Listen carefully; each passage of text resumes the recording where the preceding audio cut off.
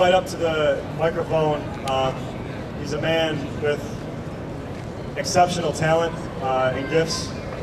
But we need people, if you want this person to perform to his fullest, we need people to please make your way up closer to the stage.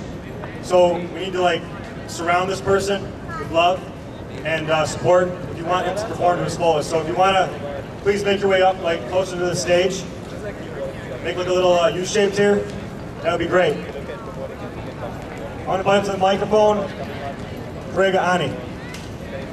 Please give it up. Please give your love. Please give some peace for Mr. Karega Ani.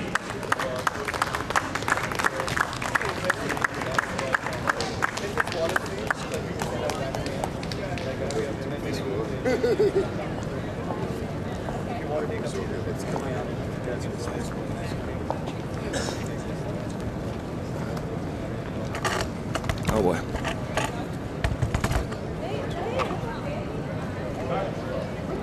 Mic check. 1, 2, 1, 2, 3, 4. How y'all doing out there today? Doing good. University of Michigan, how y'all feeling? Good. Peaceful, I hope? There. All right, excellent. Well, thank y'all for coming up, those who came up and surrounded me with love. I appreciate it. I'm going to do some poetry for y'all today. Is that okay? That's all I can do.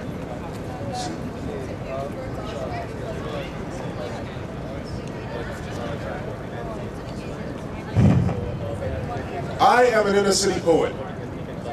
Black, heterosexual, male, 20-something, hip-hop rhythm in my speech. T-shirt reflecting my left-wing beliefs, African beads, baggy jeans, and black Timberland kicks. Nappy twisted roots peeking from underneath a camouflage bandana, wrist wrapped in a red, black, and green wristband, answering to an assumed nom de plume. You know what I've come here to do, don't you? Yes, you have seen my kind before. I'm an irrational proponent of black liberation here to irritate you. I blow things way out of proportion. I complain too much. I show no consideration for the pain of others, nor do I display commiseration for their struggles. I'm a misogynistic, homophobic Philistine. A heathen. In need of a salvation that only your righteous chastisement can provide me. I have a spontaneously combustible temper, a predisposition towards inexplicable indignation, and an insane tendency to literally displace aggression. After all, you never owned any slaves. So anyone that got out of the way, like 1 or 2 black friends can't possibly be racist. Now can they? You know me.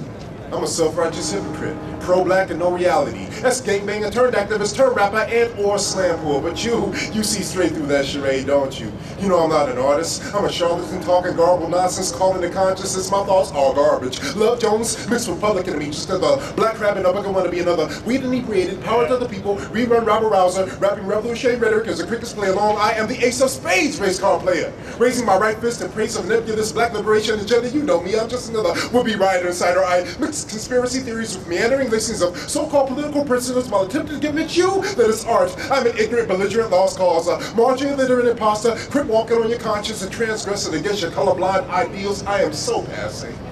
I still speak white privilege as if it exists. I'm a card-carrying, reverse racist pig. Dr. King would disagree with me because apparently, according to what I've been told, I hate white people. I'm so redundant. I really should expand my horizons. After all, the whole world can't be black, and all that talk about the past can only make the race problem come back. I am so damn divisive, and as soon as I walked into this venue, you knew that I came here to rain down licentious contrivances from stage, victimizing my listeners by tirades, proof inane, inflamed, and misaimed black outrage. You may as well ignore me because you've heard it all before, right?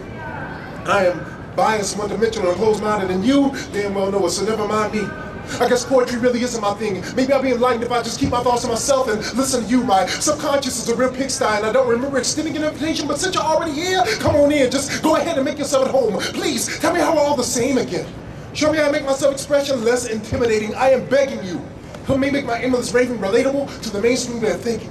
Because you've already made it painfully apparent that I'm devastatingly incapable of expressing my own position without my skin and gender, rendering me the victim of a prejudicial stigma or having my plight disavowed outright by so-called open-minded, open-minded elite. When I bleed, it's seen as weakness when I scream, and when I speak of freedom, it's greeted with derision from the very individuals that claim to be proponents of unfettered self-expression. But my life will not be circumscribed according to their biases.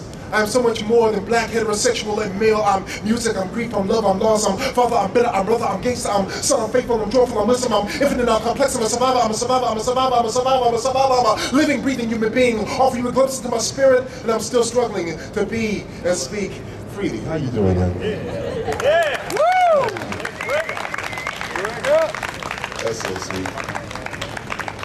We should all walk around barefoot sometimes. We can learn much from the young. I love that, man. I love that. I have a 2-year-old at home, so you know that's my heart. Okay, thank y'all for the applause, by the way. Appreciate it. I hope you got something out of that. Another poem. Let me see. Yeah, I'll do that. How many of you are familiar with slam poetry? Does anybody know what slam poetry is by a show of hands? All right, for those who don't, I'll just give you a brief crash course. Beautiful. All right, I see you in the back. Thank you. Slam poetry essentially is poetry by the numbers. It's poetry according to Olympic scores that 5 people out of a crowd just give you, and that's what you made as a score for that round for your poem that you wrote, for that piece of your soul that you offered. And so, I've done slam poetry in the past. I've been on like 3 national teams, and that's cool and all. But over time, I've seen some of the fallacies attached thereunto. So I kind of want to speak on those, and that's what this poem is concerning.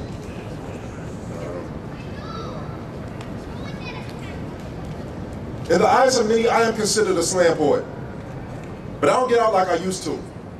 Lately, I feel so empty in venues full of my peers that their pursuit seems useless, and it's ironic.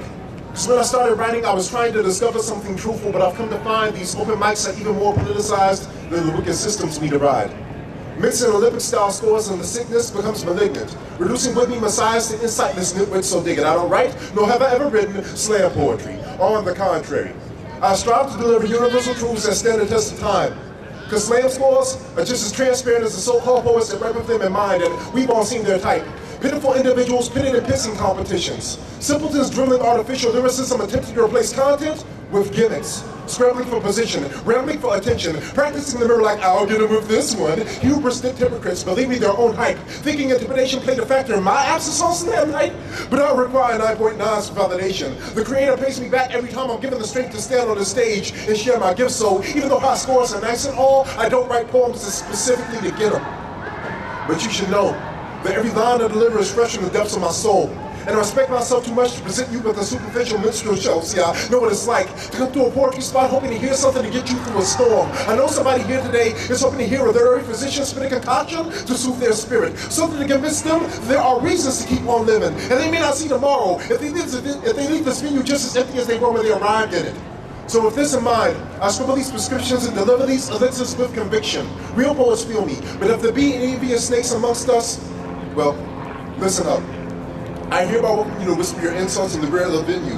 We get out of here, get on your listservs, and dismiss as senseless. Dismiss me as a bit of has-been, lamenting his lack of slam wins. Yeah, talk that stuff. Consider me conceited if you wish, but just remember, this is bigger than your opinion of me. This is serious business. And to be quite honest, perfect scores are inconsequential when a poet feels in his or her mission to deliver the uncensored truth. After all, y'all, if you wanted your intelligence, it's so you to stay at home and watch Fox News. Because nowadays, lies are like a dime a dozen. So if you wanted to be thought of as thoughtless, seduced, reduced to a carnal conquest, you could have paused your iPods, cut your radios back on, and saved your cover charges, but you didn't. You came to this venue tonight expecting to hear something different. Although I don't believe in chance, I do believe in karma. This ain't a game, son. Wasting time on a mic is an abomination. God has brought us together this evening, and for all we know, we can never see or hear from each other again. So as long as I possess the gift, I will deliver messages with reverence, recognizing the fact that this ritual is spiritual. You may have a stack of unpaid bills at home, and you may have spent your last dollar to get in here tonight, but just know that I respect your sacrifices, and in my eyes, every second that we're blessed to share in this Holy Communion is priceless. Yeah! Woo! Thank you for having me. Thank you, Karega. Thank you for the pizza. Karega Ani. Give it up for Karega Ani. Come on.